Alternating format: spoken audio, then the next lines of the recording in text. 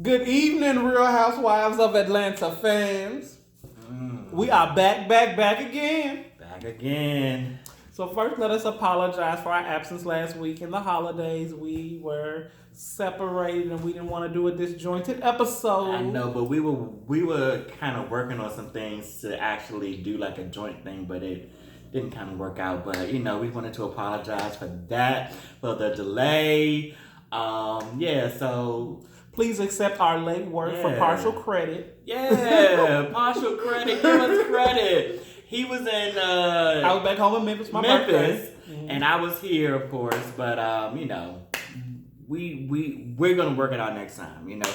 For another holiday or whatever. So yeah. So let's get into the late episode that we missed, and it was actually one of the best episodes of the season so far. It was. It was really good. It was really good. He was waiting on this. Like, he's been waiting this for about 3 episodes. I have. Give me the energy. Because the last 3 was a little snooze fest, but this one was really good with the Bailey Q. I love a good Bailey Q. It was good. It was good. Eva, of course, left as usual. Spoiler alert. Let's get to it. Let me shut up. Spoiler alert. Right. Okay. Let's get to it. So let's first start off by talking about Riley's New York apartment that is like 550. No, it was the rent. You mean? It was like the rent was three. No, it was $5,000. $3,000 or $4,000 a month. I don't have the exact total, but it was around that. So I wrote it down. It was $5,000 a month. Yeah, right. So Anthony said he didn't really like the fact that Candy was spending much money on her daughter, but I didn't even give him I just gave him songs that Candy has wrote that have been number ones. No Scrubs, Understanding, and I can go on and on and on again. So if she want to do that for her daughter, Candy should be able to do that for her daughter without y'all saying stuff about her. Because she got the coin, let her do it.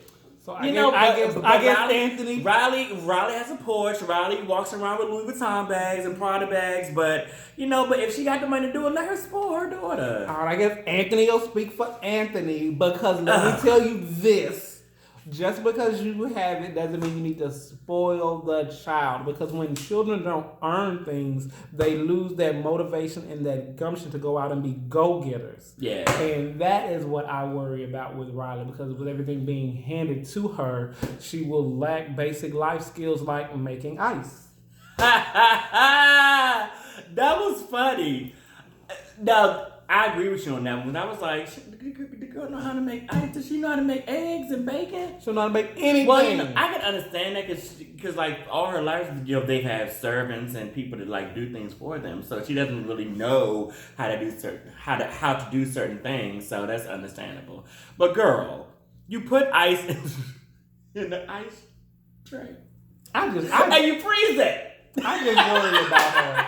I do too. I just worry about Riley. Yeah, because you are in New York. They are cutthroat in New York. It's a tough city. Yeah, and she wants to be like an attorney. Right.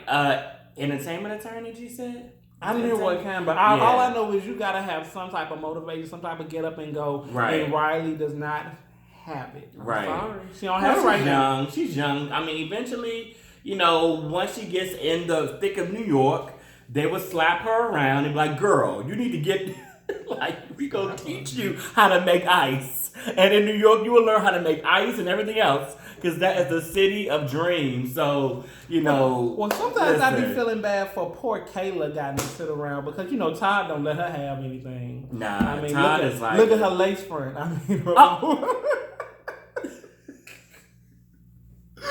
I be feeling bad for, because you have to watch Riley be spoiled. You have to watch Ace be spoiled, and you just know that, and especially growing up the way that Kayla has grown up. Yeah. I mean, oh my God, I feel sorry for that But girl. Kayla, I was while we watched the episode, I was on her Instagram, and she was like, "Well, I'm not filming no more because I don't like the way my hair looked. The gel."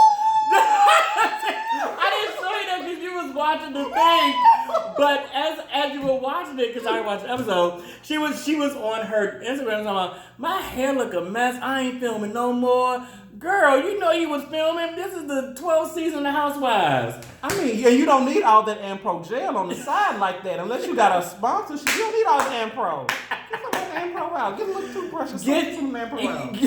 Get some of Kenya's head care. She don't need no water. She don't need no water. What you gonna do with that water? It smells like water. It smells like water.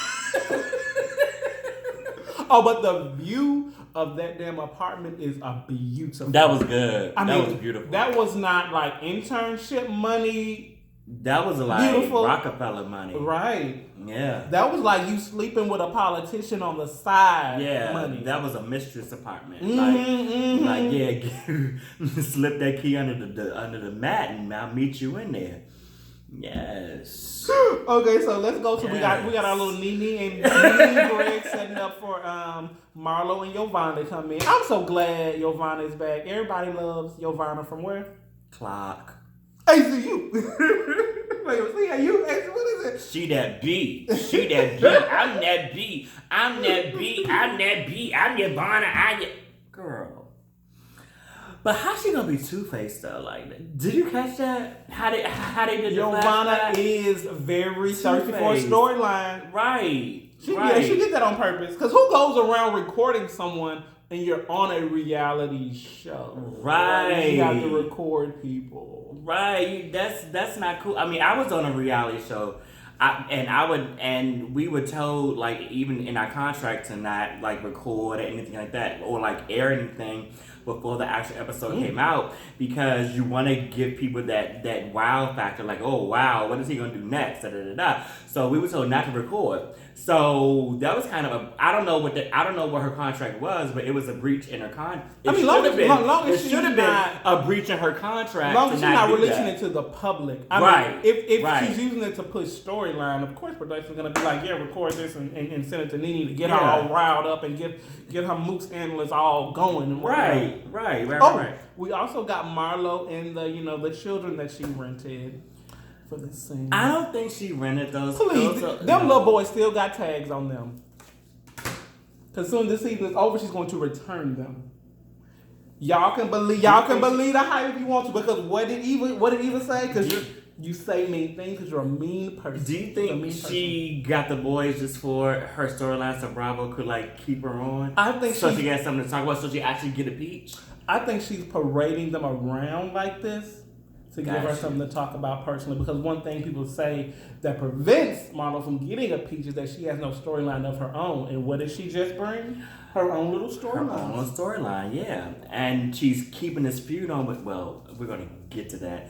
But what we're going to get to is that she's keeping this feud on with Eva, because Eva technically took Marlo's peach, because Eva came as a new housewife, and Marlo has been on for almost 9 seasons and has not had a peach yet. But Eva comes from top model and got a peach. And Marlo, what? Empty-handed, girl. Go to the farmer's market. I don't know about. Don't say empty-handed, because I feel like the show does need Marlo in the role that she plays as the instigator. Because if she was on the show, we got more of Marlo. Her instigating will become tired. You bring her around when you need it. She's like the little cayenne. Has Marlo ever done a confessional? She's like the little cayenne pepper that you need. If you have too much cayenne throughout the entire thing, it's gonna be too spicy. But if you bring it every so often, it'll give you that perfect flavor. You're right. But has Marlo ever done a confessional, Anthony? Has she ever like contributed to that drama? Has she? What is she like? I'm trying to figure out like what is her role? Like, does she like stir up drama? Like what? Like what? If you've been watching her for 9 seasons, you know what her role is. Drama. To say out the way shit and start things. Yeah. You know what her role is. She don't need a confessional for that. To pick with Eva and because she said Sheree and she said what's on her mind. She does. She said like she mean it. And I understand. But do you think they're going to give her a peach? That's all I want to know. Do you think they're going to give her a peach? I don't think it even matters at this point. She got a check. Right. And she said it's a big check too. Okay. Yeah. So Yeah, enough of Marlo. Can we go on to Miss Diane and these ugly ass baby bows? That child got more bows in her head than she has hair. Oh my God! Take the Miss Portia. Diane. Portia's mama. Oh. And then she had that big old rack of them. They was just dangling. They was all them ugly ass bows they putting on there on poor PJ's head. But PJ is a baby. You want the babies to look cute. Then one bow. You gonna mess up her neck. She got baby bows on her. She gonna be walking around. She'll be walking around wearing no clothes like that.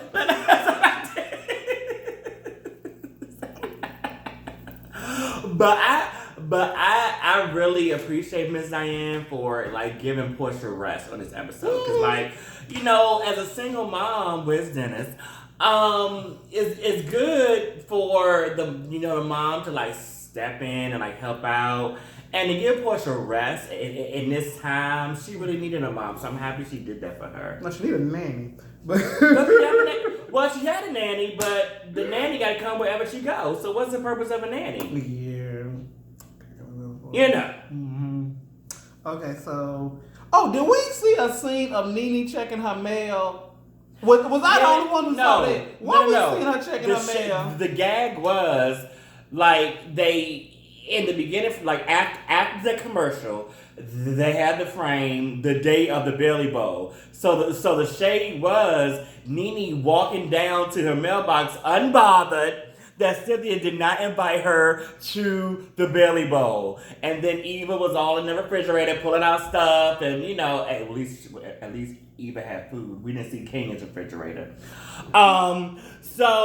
Well, how do we know she's unbothered? Because all we saw was her going to her mailbox and looking for Popeye's coupons. But I didn't get unbothered. But it was Bravo's shade to say Nene's unbothered that Cynthia did not invite her to the Belly Bowl. I think you're implying you're adding your own unbothered. It was Bravo saying this is what Nene's doing. But it was a coincidence that immediately after the frame that says the day of the Belly Bowl, why would they put a frame of Nene walking down to her mailbox unbothered to get mail? She ain't got shit to do because she wasn't invited. She wasn't invited. Wig or whatever. And her pajamas. That radio thing. So Bravo was being shady with that. They knew exactly what they were doing. Because Nene looked like the cowardly lion that she usually does. That's funny. That is hilarious. Then we got we got Candy and Kenya talking about the doll because Kenya's spilling a tea. That was a voodoo plan. Not that voodoo doll. That was not a voodoo doll. Anthony, that was not a Cabbage Patch doll. That was a voodoo doll. That doll had good energy. And I'm with Kenya. That doll looked creepy as crap. And y'all. If y'all agree that doll looked creepy, put it in the comments. Because I was like, what in the heck is this? The doll has stringy hair like Annabelle. It looked like Annabelle from Decatur. Right. Annabelle from Decatur. Right. That's what I call that damn doll. I wouldn't give my child a doll like that. That's crazy. Well, that's all you give to somebody else who got bad energy. Nah, I ain't doing that. So we also got Eva being the first one to arrive to the Bailey queue. And I'm glad because she was the first one to leave. She might as well get a camera time in. As usual. So you can really tell that Kenya is bothered by that comment that Eva don't want her kids around Kenya, and I don't know why, because who wants to have somebody else's kids around them? Please keep your kids away from me. I would love it. If any friends I have, please keep your friends away from me. You are not hurting my feelings. You are making my life better. You said your kids or your friends? My friends' kids. I don't want to be around nobody else's kids. Well, I mean, you like, even the kids on the Housewives, you got something to say about the kids on the Housewives. Talk about Ace and Riley. And that don't mean I want to spend time with them. So you don't really like kids? I mean, I don't have a beef with them. Like, I don't have a beef with kids. Right. But I don't like to spend time with them. I feel bad. I understand. A lot of people that's how you feel. Your prerogative, Bob Brown. I mean, come on now. I mean, listen. I mean, do you like hanging out with your friends' kids? I do. Actually, I love kids. What? I love children. Okay, Nanny McPhee. Well, this past Thanksgiving, my mother's house was kid central because she has like a play thing in her basement. It's just a lot. Kids everywhere. And I love babies. You know, I like to hold them, take care of them. I mean, I love them. So, I mean, I guess we're like, you know, oil and vinegar or whatever. Yeah, because they're dirty little hands and they always want to touch you. But yeah, they're so cute though. But I can understand, you know, Cynthia not wanting the kids coming to the belly queue because that's going to be all tumultuous, crazy at home. Because that was an adult. Right, that was an adult event. Like, you know, we had a conversation about the event I'm going to this Saturday. He specifically put on the invite, no kid zone. And I'm surprised you gotta say that. I think, right, because people will bring their kids. I'm like, what? But I understand. Especially the gay functions. Right, at a adult only event, you should not bring your kids. And I can understand it. And the Bailey Q from last year, you don't need to bring nobody's kids because there's drama. And you don't know the energy. Absolutely. But Portia coming there with the nanny, her sister, who else? Donald Trump was there, came with her. And how come my sister couldn't watch that baby? How come the nanny couldn't watch that baby at home? Because Portia said she didn't trust the nanny. Then the sister and the nanny could work together and both take care of Pilar. She had to bring her to the baby. She had to bring the baby. Oh, so back to the baby queue. Yeah. Thankfully, Nene brought her tether, Giovanna, to speak for her. Because everything that Nene wanted said, Giovanna made sure it got said at that baby queue. And I wouldn't be surprised if Giovanna was like taping at that time. For the belly queue. She could have had that. She could have had that phone on record and was taping everything they said. They gonna get that feedback. You know when you have that yellow feedback. Right. She's wired, honey. She's wired. Right. I'm like, girl. Oh, what do you think about Dennis's hot dogs at the party? You like Dennis's hot dogs? They look delicious. Those were not Dennis's hot dogs. They were just trying to be funny and trying to be shady. I like Dennis's hot dogs. Oh, do you now? Well, most of the women in Atlanta do. Oh! Okay, so we got... Why is Tanya in that lingerie?